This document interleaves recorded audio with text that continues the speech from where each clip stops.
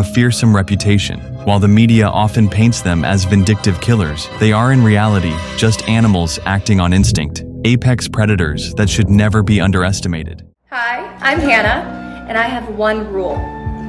Never trust dolls, mirrors, or basements. Everything else, bring it on. And this is Panic TV.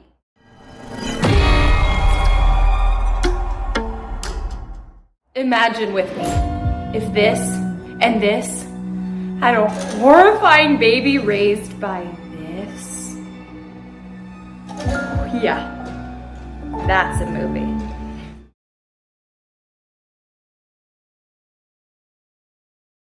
When the ocean's deadliest predator strikes, there's no warning, no mercy, but only bone-chilling terror beneath the waves. Great white sharks have haunted the deepest fears of humanity for centuries, and their attacks are some of the most brutal and gruesome nature can unleash. In today's video, we dive deep into the most harrowing true stories of great white shark attacks that shocked the world, from sudden, violent ambushes to unimaginable acts of survival and loss. So stay tuned and watch this video till end. Surfer ripped apart by Shark North.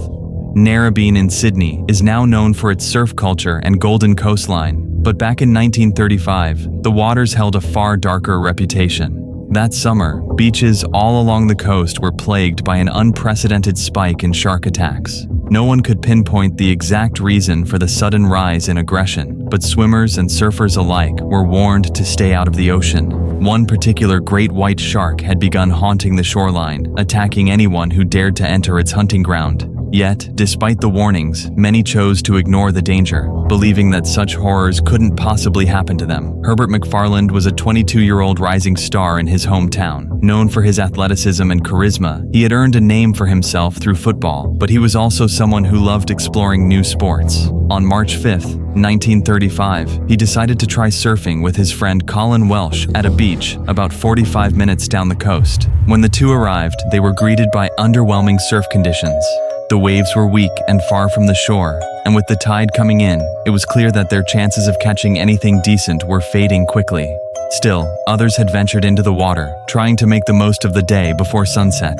At around 5:30 p.m., Herbert and Colin entered the ocean, determined to salvage what was left of their trip.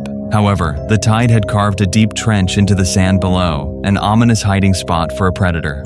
Colin took one look and refused to swim past it, urging Herbert to stay in the shallow rock pools instead. But Herbert, always the competitor, dismissed the warning. The deeper waves were calling to him, and he was determined to ride them, unaware that his choice would lead him straight into a nightmare. As Herbert swam farther from shore, the water grew noticeably colder and darker. Yet, he pressed on, focused on reaching the swells that loomed in the distance. At one point, another surfer named William Hartle joined him.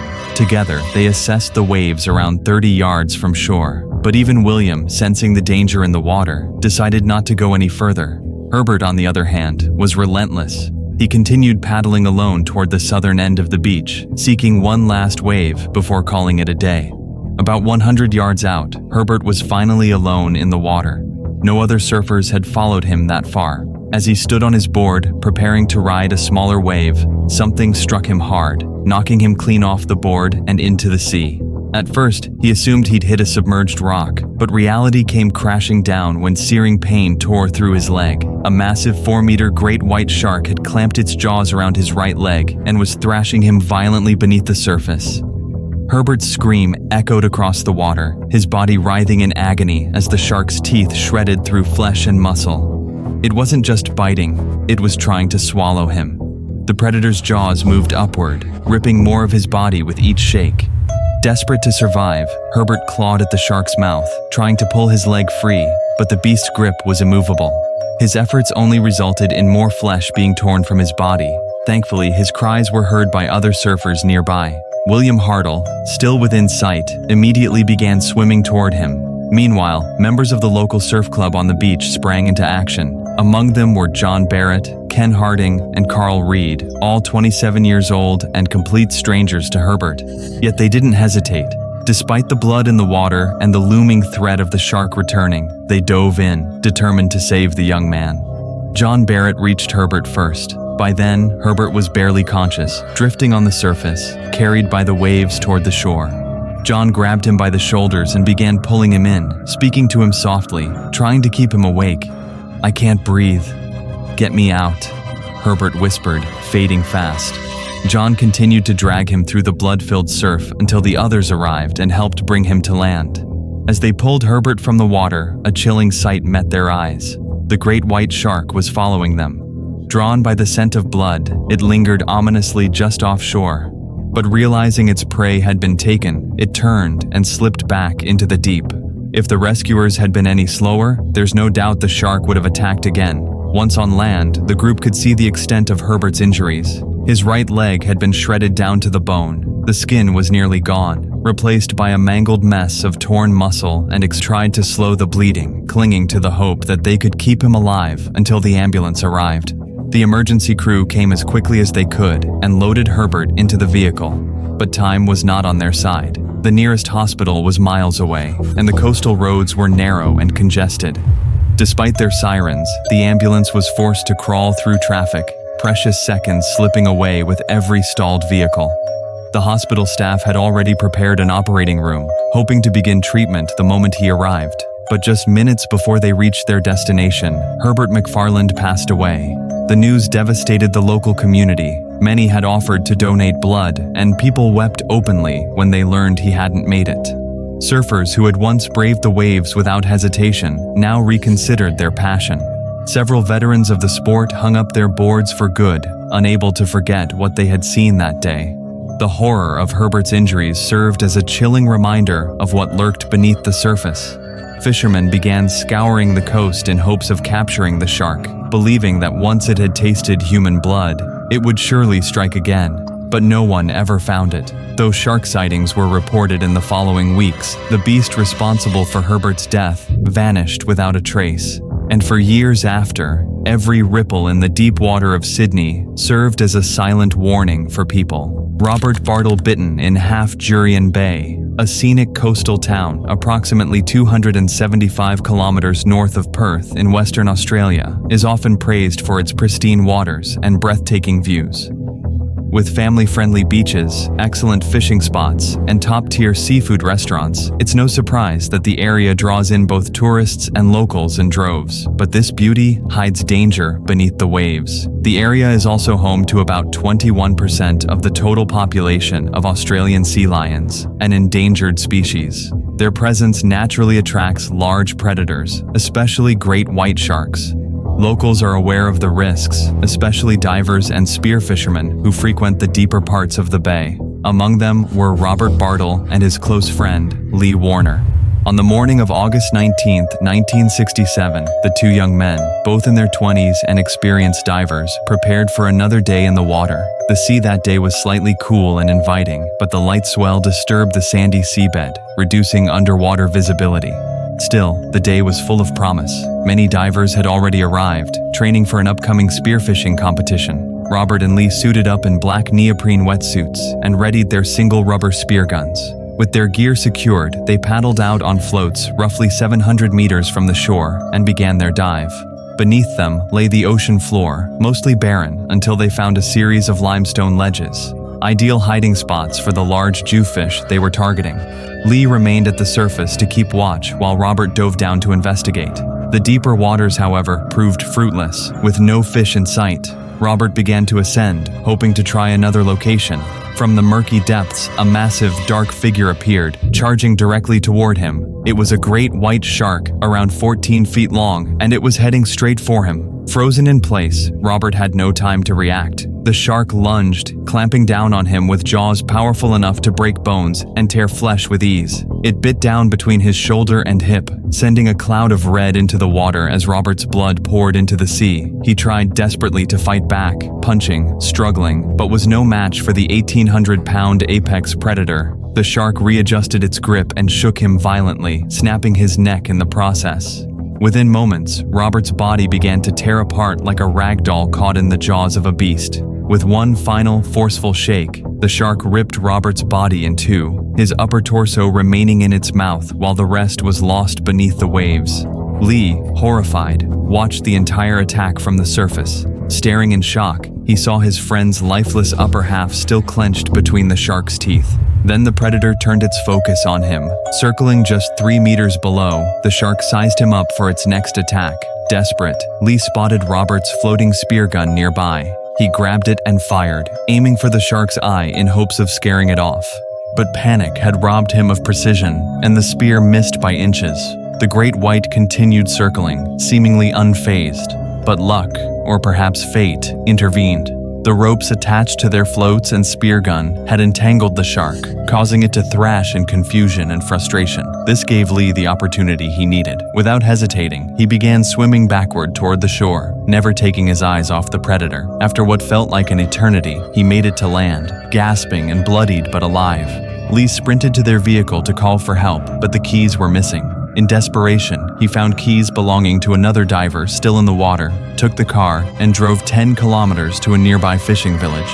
There, he found a man named Harry Holmes, the skipper of a boat called the Gay Jan. Lee recounted the horrifying attack, and Holmes immediately agreed to help. Together, they sped back to the dive site, stopping along the way to pull unsuspecting divers out of the now dangerous waters. Once they reached the area, the ocean resembled a horror scene. Blood and body parts floated near the surface. The shark was still there, tangled in the ropes, Robert's upper torso grotesquely visible in its mouth. The crew tried to retrieve what was left of Robert, but just as they neared, the ropes snapped. The shark slipped free and disappeared into the depths, carrying Robert's remains with it. Experts later speculated that the shark had mistaken Robert for a sea lion. Their black wetsuits, combined with their movement underwater, made them resemble the shark's preferred prey. Once Robert began struggling, the motions only reinforced the illusion, triggering the shark's predatory instincts. While tragic, it's believed that the shark had no awareness that it was attacking a human. In the aftermath, Robert's family erected a small monument near Jurien Bay in his memory. Around the same time, a local radio station offered a $500 reward to anyone who could catch the shark responsible. Fisherman Peter Godby spent 24 hours chumming the waters, hoping to draw out the killer shark, but it never reappeared. No one ever claimed the reward, and the shark, it seems, was never caught. With great white sharks living anywhere between 40 to 70 years, it's chilling to consider the possibility that the same shark could still be out there, silently lurking off the coast of Australia, waiting for its next target to unknowingly slip beneath the surface. Survives shipwreck, gets eaten by shark. It was Friday, July 3rd, 1959, when 27-year-old Teresa Britton boarded the Colombian cargo ship Rio Atrato. She, along with 48 other passengers, was traveling across the Caribbean Sea on the freighter, expecting a routine journey, but they would never reach their destination. Tragedy was about to strike, and it would end in terror for many on board. The Rio Atrato departed from the Colombian port of Cargana, one of the major ports on Colombia's northern coast. The ship headed westward toward Panama. They were only 90 miles into the journey when disaster struck. Something ignited the ship's 22,000 gallons of petrol. Explosions rocked the vessel as it burst into flames. A series of powerful blasts shattered glass and sent passengers and crew diving for cover. One of the first casualties was a 19-month-old girl. She died instantly in the chaos as fire engulfed the deck. Panic spread rapidly. The ship began to take on water, and Captain Orestes Howard gave the order to launch the lifeboat. But it was pure chaos. 10 more explosions tore through the ship, each one more violent than the last. Flames soared into the sky, and the heat became unbearable as the burning fuel intensified. Passengers were desperate to survive.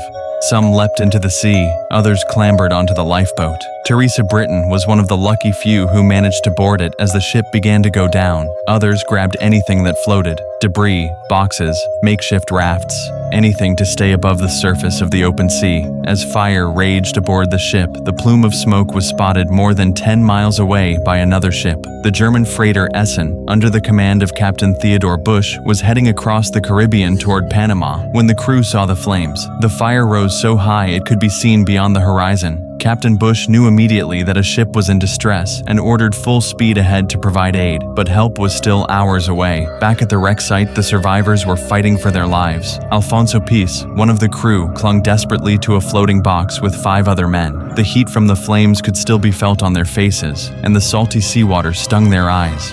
They formed a makeshift raft out of floating debris, hoping to stay above the waterline long enough for rescue. But a new terror was closing in. Since the first explosion, sharks had begun gathering beneath the survivors. Attracted by the sound of splashing, shouting, and the scent of blood in the water, they were circling below. It was likely they had already fed on those who died in the initial blast. Now they were searching for more. Alfonso heard a sudden cry. He turned to see a swirl in the water, and then one of the men beside him was simply gone. The sea turned red. Panic surged. The group knew then that they were being hunted. Their legs dangling helplessly beneath the water made them easy targets. They couldn't see the sharks, but they could feel them nearby. As more time passed, more sharks arrived. Survivors tried to fight them off. They pushed at their snouts, hit them with broken pieces of wood, oars, anything they could find. But the sharks were relentless. Their hunger had been triggered. With each passing hour, the attacks grew more frenzied. Teresa sat quietly on the edge of the lifeboat, scanning the horizon. Suddenly, a large shadow appeared beneath the surface just off the bow. In a flash, it torpedoed upward. A shark, likely a large tiger or bull shark, burst through the water with its jaws wide open. Before anyone could react, it clamped down on Teresa, dragging her from the lifeboat. Her scream was brief. There was no time to fight back, no time to resist. The sheer force of the impact likely knocked the air from her lungs instantly. The others in the boat lunged to the edge, hoping to grab her, but she had already vanished beneath the surface. The shark's serrated teeth and brutal bite had likely ended her life in seconds. Traumatized, the survivors watched helplessly. There was nothing they could do.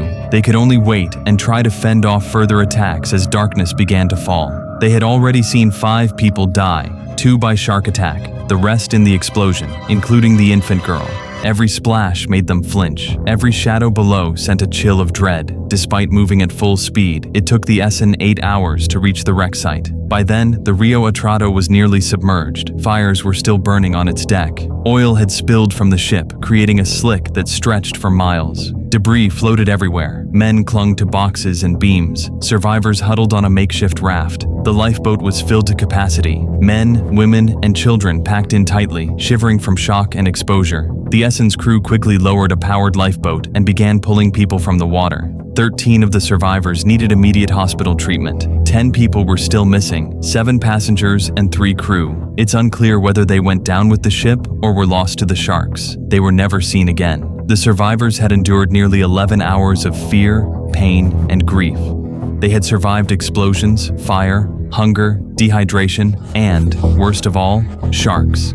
The Rio Atrato finally sank completely just before dawn, swallowed by the Caribbean Sea. Shark attacks remain one of the most common causes of death following shipwrecks. After hypothermia and drowning, sharks are drawn to the chaos of a disaster. Screams, splashing, blood, all of it attracts them from miles away. They can detect a single drop of blood in 25 gallons of water from over 3 meters away. And once fish begin to gather beneath floating wreckage, more sharks soon follow. For the survivors of the Rio Atrato, it was a hellish ordeal that would haunt them for the rest of their lives. Teresa Britton's tragic death served as a brutal reminder. Even after surviving the worst, the ocean may not be done with you yet. Swimmer devoured at the beach, Byron Bay is often seen as a coastal paradise, lined with golden sands, charming cafes, and bustling bars.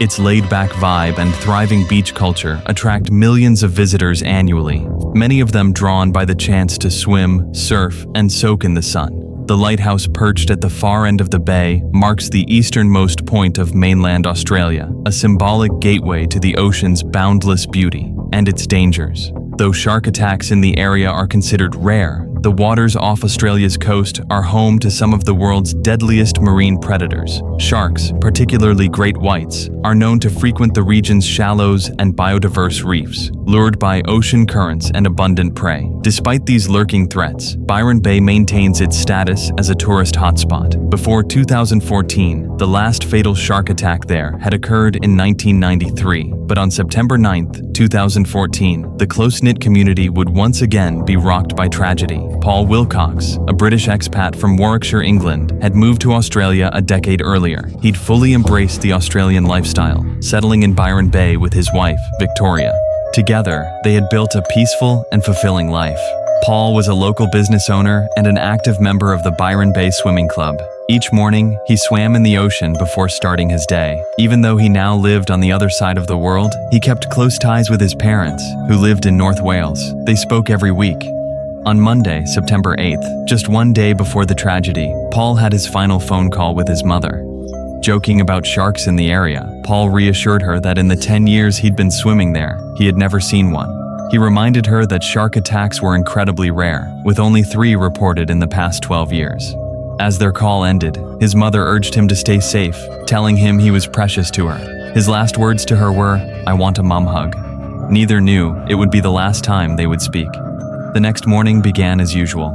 Paul and Victoria made their way down to the beach. Fitness was an important part of their daily routine, and though they often swam together, that morning, Victoria opted for a jog along the sand instead. The couple parted ways, planning to meet at the same spot afterward and grab coffee with visiting friends. Tragically, that reunion would never happen. Paul entered the surf, completely unaware that a massive great white shark, approximately 7 meters long, was patrolling the shallows nearby. It was swimming parallel to the shore, scanning the surface for silhouettes of potential prey. Great white sharks are responsible for the highest number of fatal shark attacks on humans. Their size, speed, and devastating bite make them one of the ocean's most feared predators. As Paul swam out a little way before turning to follow the shoreline, he unknowingly placed himself directly in the shark's path. From above, it would have looked like any other swimmer, but to the shark, Paul was a prime target.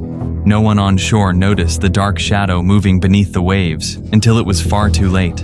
Without warning, Paul felt a jolt, a sharp tug on his right leg. At first, he thought perhaps another swimmer or a surfer had bumped into him, but the truth quickly became horrifyingly clear. A great white shark had clamped its jaws around his leg, its serrated teeth tearing through muscle and tissue. Paul screamed, thrashing in the water as he kicked at the shark's head in a desperate attempt to escape. He aimed for its snout and eyes, sensitive spots known to deter sharks, but the predator held tight.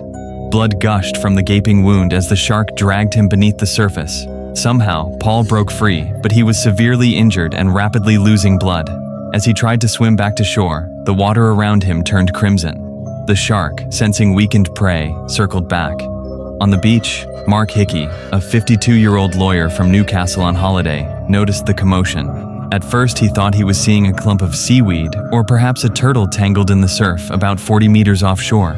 But when he looked closer, he recognized the outline of a human body and the unmistakable dorsal fin of a great white shark circling nearby. Instinct took over. Without hesitation, Mark dove into the surf and swam toward Paul. When Mark reached him, Paul was unresponsive, drifting amid the blood-streaked waves. Despite the immediate danger, Mark grabbed Paul by the arm and began pulling him to shore, kicking hard and scanning the water for any sign of the shark's return. He shouted to beachgoers to call for help. Once on the sand, he immediately began CPR, desperate to keep Paul alive. For 20 minutes, Mark fought to restart Paul's heart as a crowd gathered around them. Meanwhile, Victoria, having turned around from her jog, was heading back when she saw the gathering on the beach. Her heart dropped. She sprinted to the scene, pushing through the crowd. When she reached the center, her worst fears were confirmed. Her husband lay motionless on the sand, surrounded by blood-stained towels and frantic rescuers. Paramedics arrived shortly after, but it was too late. Paul Wilcox was pronounced dead at the scene.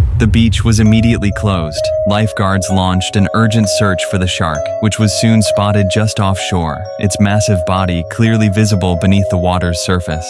As a protected species, the shark could not be killed, so lifeguards used jet skis and helicopters to herd it away from the shoreline. But the question remained, now that it had tasted human blood, would it return?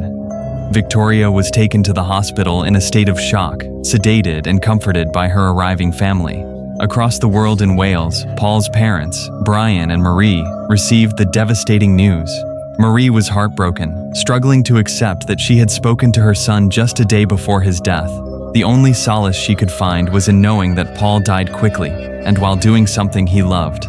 She couldn't shake the memory of their last conversation, especially his final, bittersweet words, "I want a mum hug." Sadly, Paul Wilcox would never get that hug before meeting his horrifying fate in the waters he once loved so dearly, Manuel Lopez decapitated by shark. When many people think of the beach, they imagine relaxing on golden sands, dipping their toes in gentle waves, or reading a book beneath the sun. But for some, the ocean offers a far more thrilling and dangerous adventure, diving deep beneath the surface to explore marine life or collect seafood. Manuel Lopez was one such man. A 56-year-old lifelong resident of Mexico's coast, Manuel had built his life around the ocean.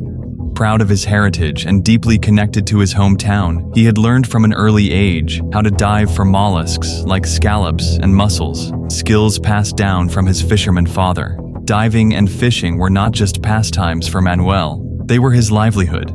Manuel's expertise in diving grew over the years as he mastered the delicate balance of exploring the ocean floor and safely retrieving shellfish. He reveled in the thrill of plunging beneath the waves, never knowing what creatures or treasures he might find. Yet, he was also well aware of the dangers that the sea concealed. Strong riptides threatened to pull him far from shore, murky waters could disorient him, and lurking beneath the waves were predators that commanded fear and respect. Sharks. Mexico's coastal waters are home to an impressive variety of shark species. Almost 100 types have been documented. The Gulf of Mexico and the Caribbean Sea serve as crucial breeding and feeding grounds for many of these animals. Among them are generally docile species like the whale shark, the world's largest fish, and the nurse shark, which usually stays near the ocean floor hunting small fish. However, the species that truly concern fishermen and swimmers alike are the more aggressive sharks, bull sharks, hammerheads, and the notorious great white sharks. Great whites, in particular, have a fearsome reputation. While the media often paints them as vindictive killers, they are in reality just animals acting on instinct. Apex predators that should never be underestimated. Their size, speed, and powerful jaws make them formidable, and any encounter with one can turn deadly in moments. Every muscle in my body is tense. I love it.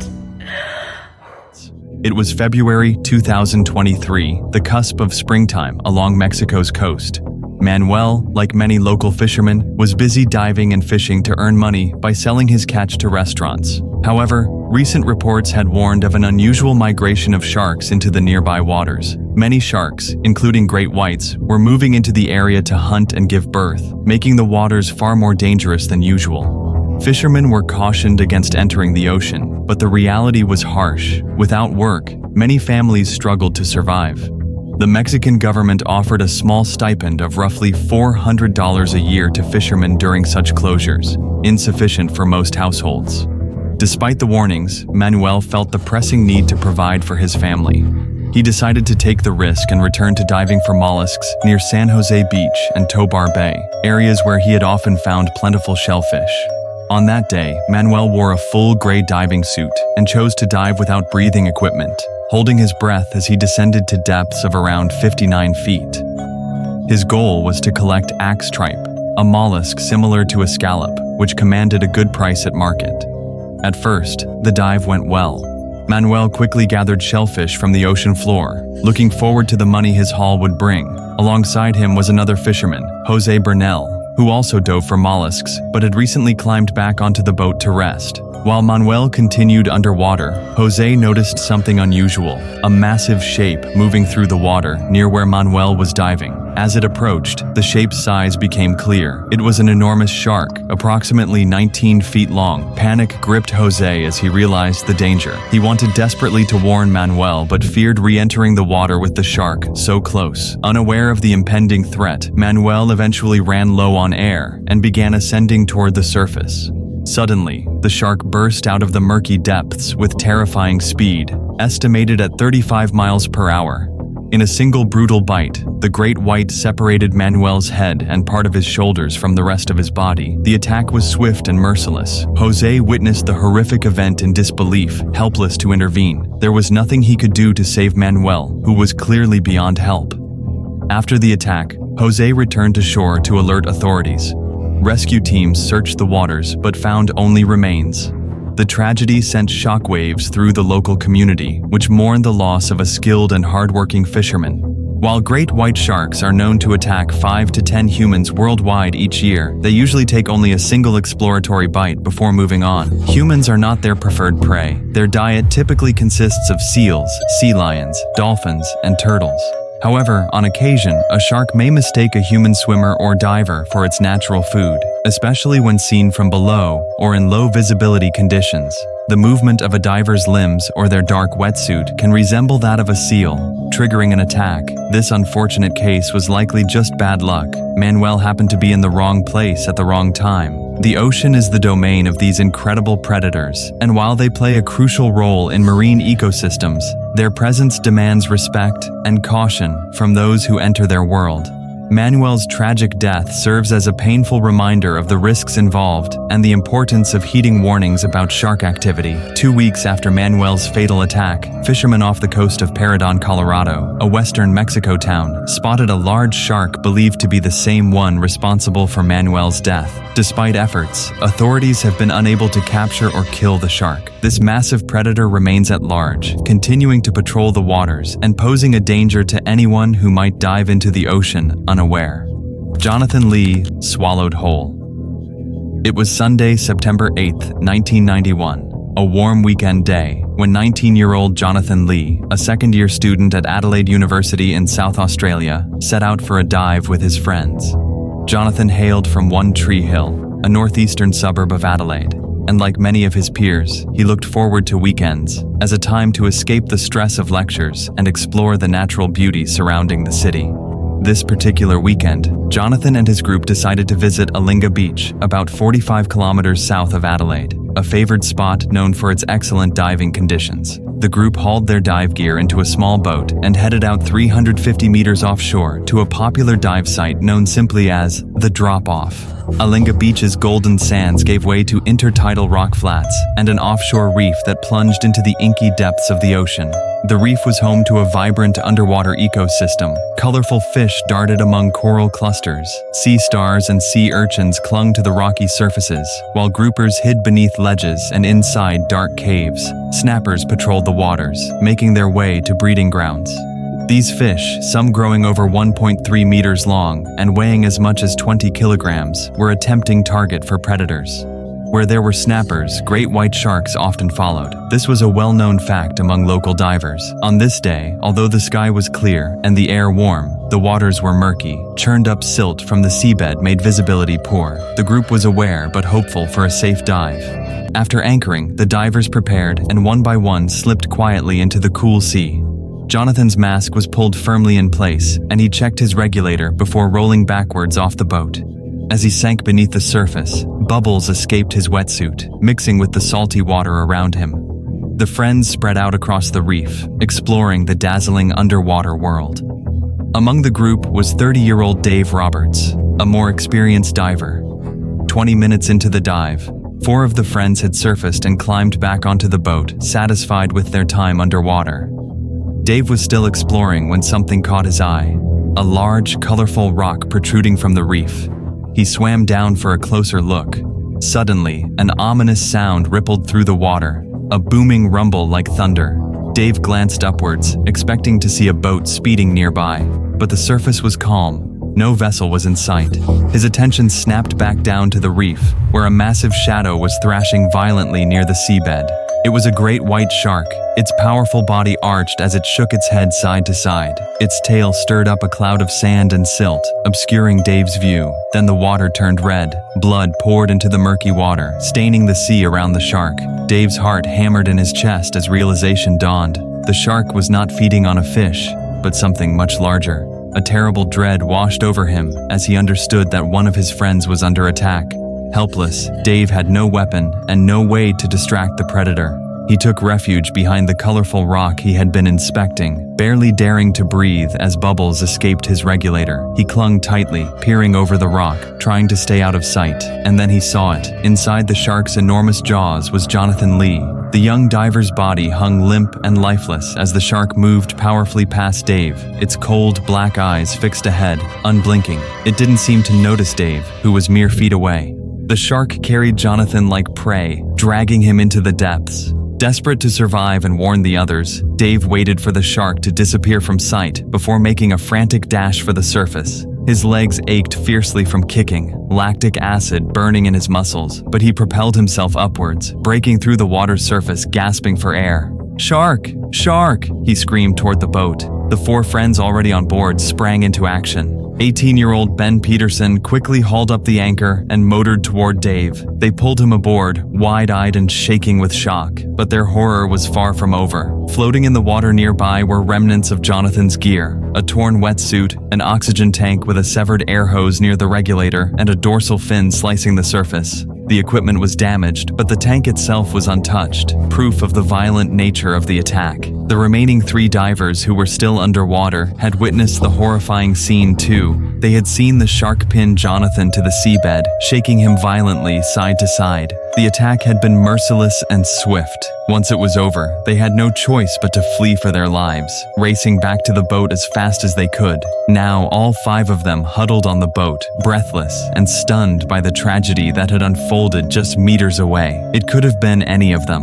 Luck had spared them, but the image of Jonathan being swallowed whole would haunt them forever. A flare was fired into the sky to signal for help. The group searched the waters from the safety of the boat, hoping against hope that Jonathan might somehow resurface. But he never did. Back on land, authorities launched an extensive search, scouring the area for any sign of the young diver. Only a few body tissues were ever recovered from the attack site. Jonathan Lee was never found. His death became a chilling reminder of the dangers beneath the waves, a stark warning to divers everywhere. Eaten by the largest shark ever recorded.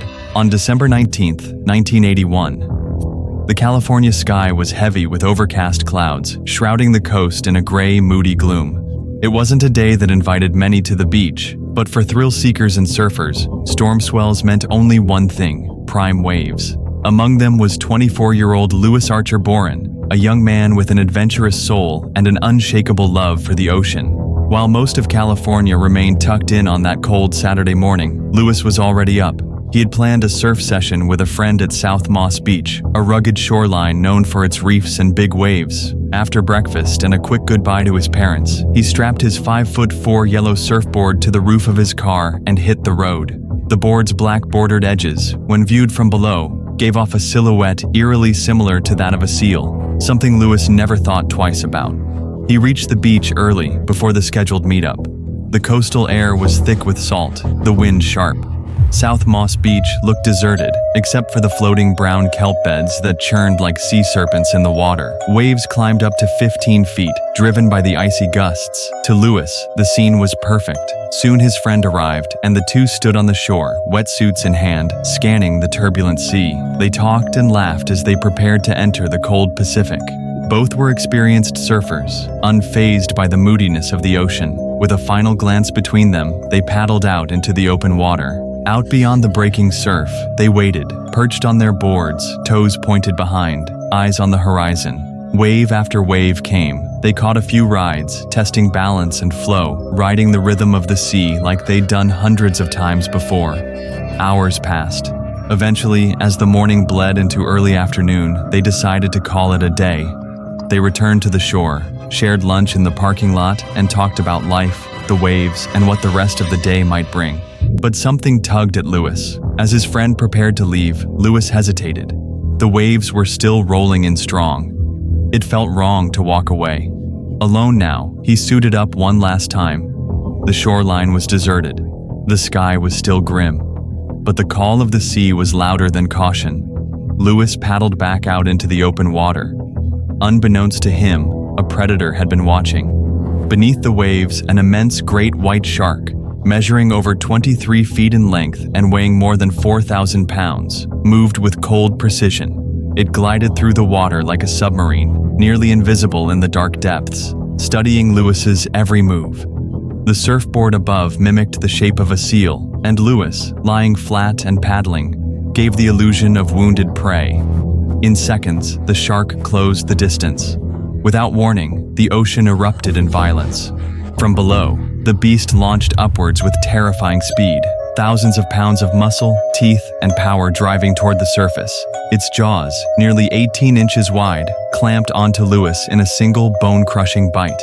The impact knocked him from his board and dragged him below. One devastating chomp tore a fatal wound into the left side of his chest. He never even had the chance to scream. Within seconds, Louis was gone, swallowed into the silent, cold abyss. The ocean calmed, the waves rolled on, and South Moss Beach, once again, was quiet.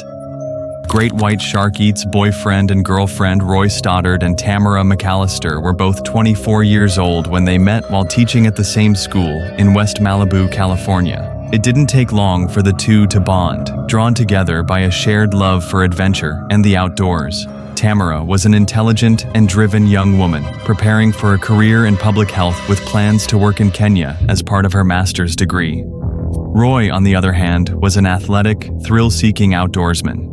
He enjoyed everything from mountain climbing and biking to scuba diving and kayaking. Together, they made the perfect adventurous pair, spending most of their free time hiking, camping, and kayaking side by side. Their relationship was full of life, laughter, and shared goals. In fact, they were currently training together for an upcoming triathlon, one that required daily sessions of swimming and kayaking along the California coast. On the morning of Thursday, January 26, 1989, the couple set out for what was supposed to be a routine workout. Their plan was simple: paddle a 3-mile round-trip route from Latigo Point to Paradise Cove. The day started out as any other, peaceful and calm. They arrived at the beach just before 9 a.m., sat on the sand, and enjoyed a quiet moment with a hot cup of coffee and muffins. A passerby noted seeing them launch into the water around 9:30 a.m., paddling their single-man kayaks northward along the shoreline around Latigo Point and heading toward Paradise Cove. The sea was relatively calm, with light winds and manageable waves. The couple wore windbreaker wetsuit-style jackets zipped up over their swimsuits, the blue and black gear keeping them warm from the ocean's chill. They had done this route many times before and knew to stay on the shore side of the kelp beds, natural barriers often avoided by sharks. For them, it was another day of progress, fitness, and bonding on the open sea, but tragically, it would be their last. Shortly after passing Latigo Point, the weather shifted. The wind picked up, spraying salt water in their faces and making progress more difficult. Roy, in the lead kayak, noticed Tamara drifting off course and decided to lash the two kayaks together with a rope. It allowed them to stay in sync and gave Tamara some stability in the choppy water. Roy cut a steady path through the waves, guiding her toward their destination. They could already see Paradise Cove in the distance. It was within reach, but in an instant, everything changed. Without warning, something massive struck from beneath the water. A violent smash sent both kayaks flying into the air. The couple was thrown out of their boats and into the freezing ocean. Disoriented, Tamara resurfaced, coughing and sputtering, struggling to understand what had just happened. Then came the terrifying tug on her left thigh. An unseen force yanked her underwater. She kicked and thrashed, desperate to escape as searing pain tore through her body. A great white shark had taken hold of her. Roy, stunned from hitting his head on his kayak, surfaced moments later to hear Tamara screaming. As he turned, he saw a horrifying scene. Their overturned kayaks floating in a pool of red. Ignoring the pain and confusion, Roy swam to Tamara's side and managed to grab her hand, pulling her above the surface. She gasped for air as he struggled to keep her afloat. Frantically, Roy attempted to climb back onto one of the upturned kayaks with her in tow, but the slick surface made it nearly impossible. With one arm supporting Tamara, he didn't have the strength to flip either boat. Every time he tried, the kayak slipped from his grip. Still, he held onto her tightly, refusing to let go. At that very moment, just after 10:15 a.m., Margaret Bloom stood in her living room, looking out across the sea. She noticed a strange commotion near a large Coast Guard buoy just past the kelp beds. The water was boiling with movement. She watched as a group of seals frantically leapt from the water onto the buoy, clearly agitated and terrified. While it's uncertain if what she witnessed was the shark attacking the couple or merely chasing the seals, what is clear is that something massive and violent was occurring in the water. Back in the chaos, Roy held onto Tamara as she began to lose consciousness. The bite to her leg had severed her femoral artery. She was bleeding out rapidly. He knew she wouldn't make it unless they got help. But before he could react, the shark returned in a second, ferocious strike. It latched onto Roy and dragged him underwater. He was never seen again. When the couple failed to show up to work the next day, their friends became concerned and reported them missing. The Coast Guard began a search and rescue mission. The The following day, the couple's kayaks were found upturned and floating, miles from where they had launched. One kayak had a gaping hole in the bow, and both exhibited stress fractures on the hulls. A marine engineer concluded that the boats had been struck with immense force, likely by something over 2,000 pounds, and moving at 17 knots or more. These conditions are consistent with an attack by a great white shark. The next day, a crew aboard a sailing vessel found Tamara's body floating about 30 miles north of Paradise Cove, near Channel Islands Harbor. She was still wearing her windbreaker jacket, which suggested she had not been swimming when attacked. Her injuries were devastating, deep lacerations to her upper thigh, one of which had cleanly severed her femoral artery and vein. One bite mark measured over 13 inches wide. She also had bruises on her hand and head, likely from being thrown into the water. Based on the size and pattern of the wounds, investigators concluded the attack came from a great white shark, at least 15 feet long. Despite extensive searches by air and sea, Roy's body was never recovered. His final moments were spent trying to save the woman he loved. The attack happened in open daylight and within view of the shore, yet no one witnessed it directly. Both Tamara and Roy were experienced in the water, confident swimmers and devoted athletes, but none of that mattered in the face of nature's apex predator. Their lives were cut short by a brutal and random act of nature. It's a grim reminder that, while the ocean can be beautiful and inviting, it remains a wild, untamed place. No matter how prepared we think we are guests in the shark's world, and sometimes that world turns deadly. If you could rewrite that ending, how would you change it? Go full director in the comments below.